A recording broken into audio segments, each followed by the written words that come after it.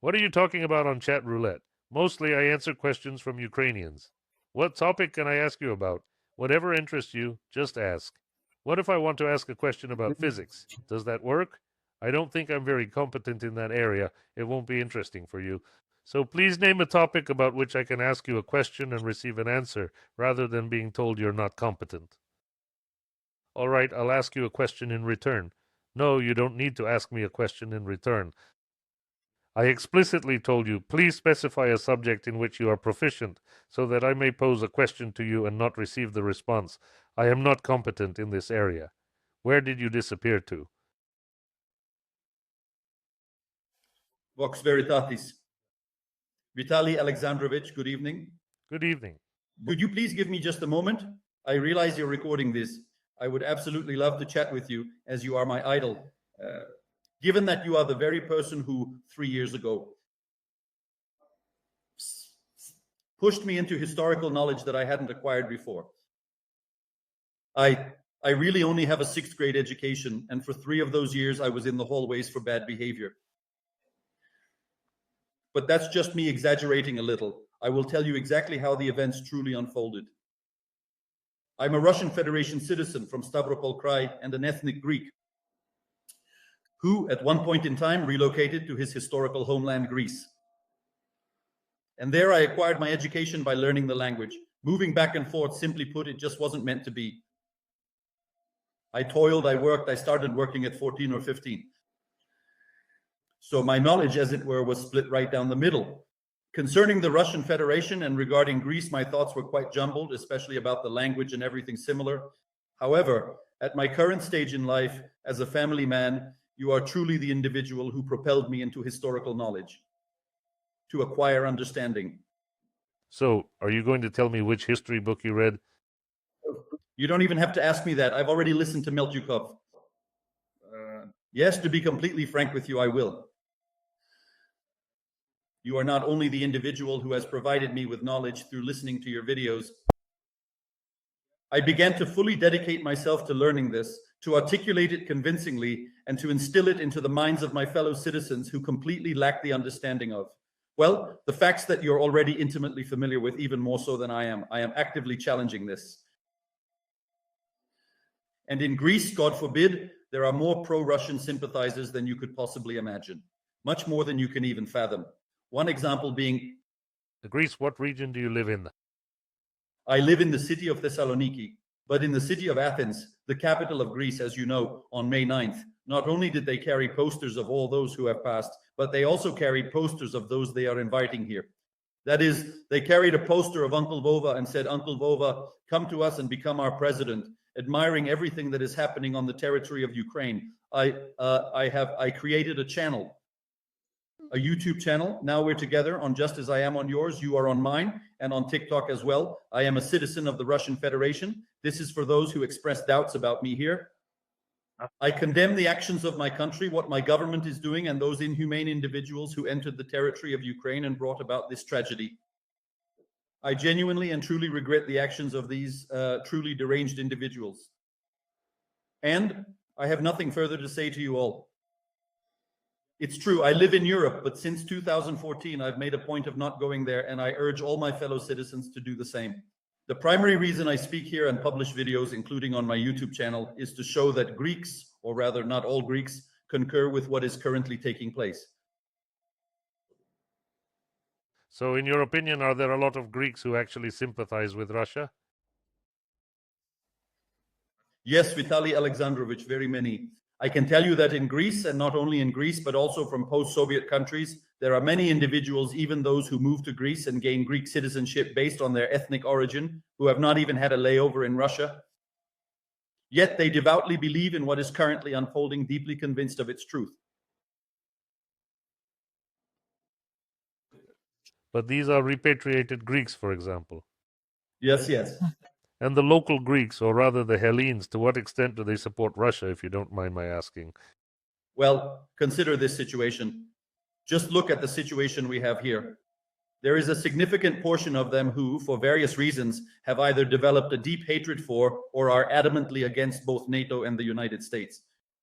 However, as a reaction, This automatically shifts them to the opposing side, and propaganda then plays a profoundly serious role in that.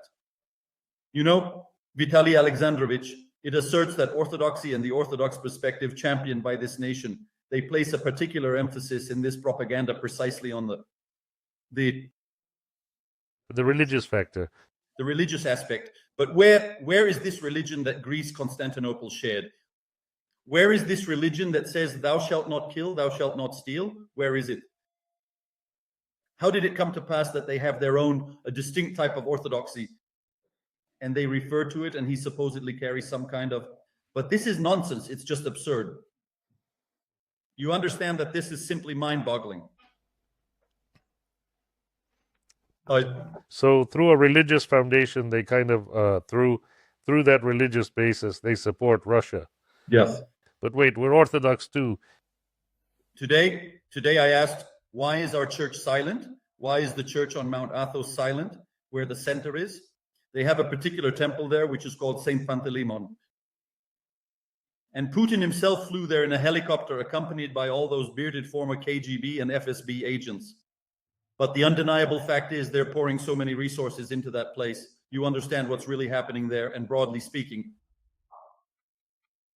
So why the silence? Not one Greek patriarch spoke out, not even the Greeks themselves. I'm not referring to Russian speakers. Why didn't they step in and prevent this tragedy? Why is this unfolding? Why are they remaining silent? I have profoundly serious questions concerning the Greek government, which, despite everything, these are my personal Greek concerns. And I also have very significant questions regarding the church. Why are the patriarchs, why are the leaders of the Greek ecclesia, this church, remaining silent?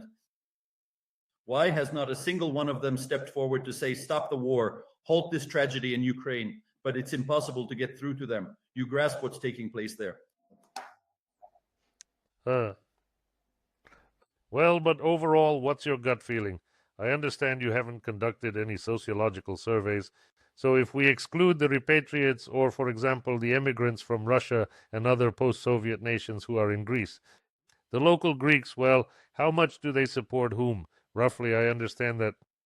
Roughly, I can tell you, Vitaly Alexandrovich, it's somewhere around. I can say it's about 60-40.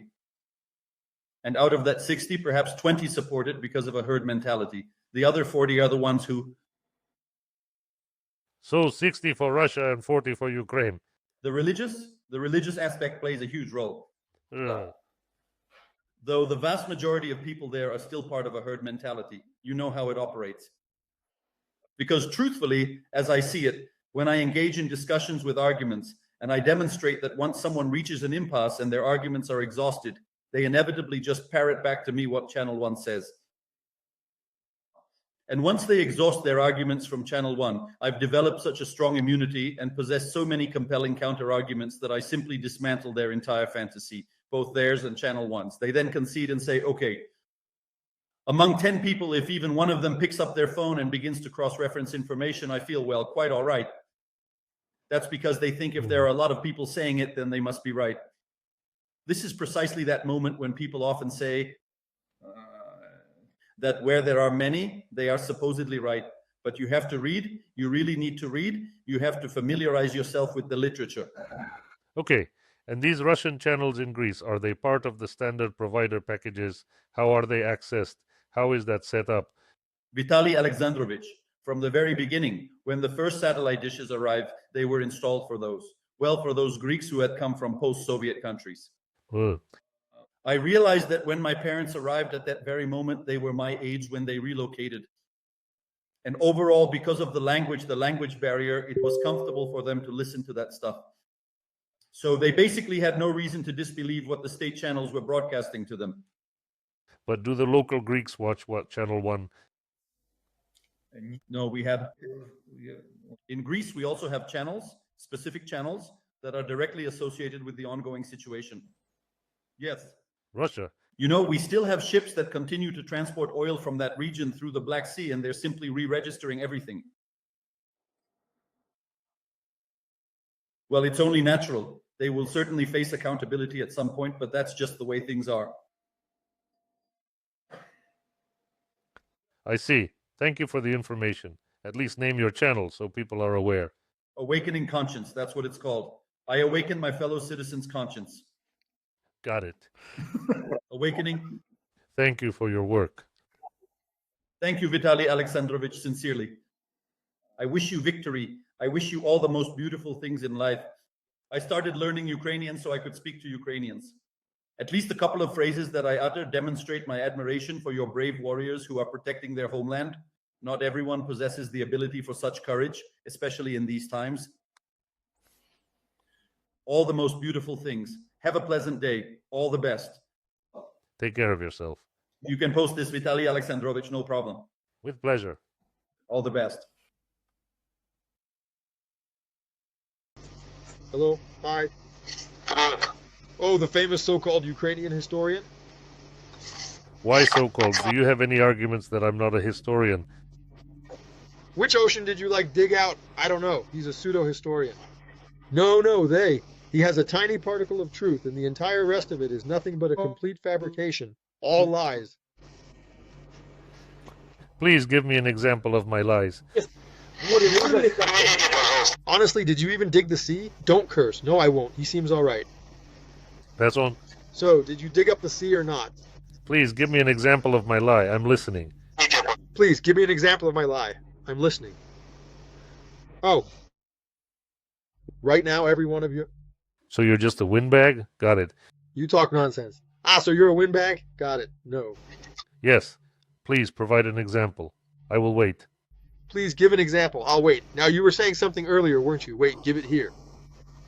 In one of your videos, you mentioned that in ancient times, specifically around the 10th or 11th century, the territories of Chernihiv, Kiev, and Pereyaslav were indeed considered the ancestral Rus. First of all, a Pereyaslav region never existed. Read Boris Rybakov's article from 19. I am, in fact, answering your question. Read the article by Boris Rybakov, the Soviet academician, a doctor of historical sciences. The work entitled Rus in the narrow and broad sense of the word, published either in 1972 or 1975. You should read it first, and then you can argue with me. Next time you come, you'll report to me about whether you've read that specific article, and then we'll have a proper discussion. Agreed? Then we'll discuss it. Agreed. Once again, I've given you clear homework. At home, you will read the article by Boris Alexandrovich Rybakov, the Soviet academician, a doctor of historical sciences. You do trust Soviet historians, don't you? And after that, you'll come back, report to me, and tell me what you understood from that article. What you understood from that article. And just like that, people simply leave.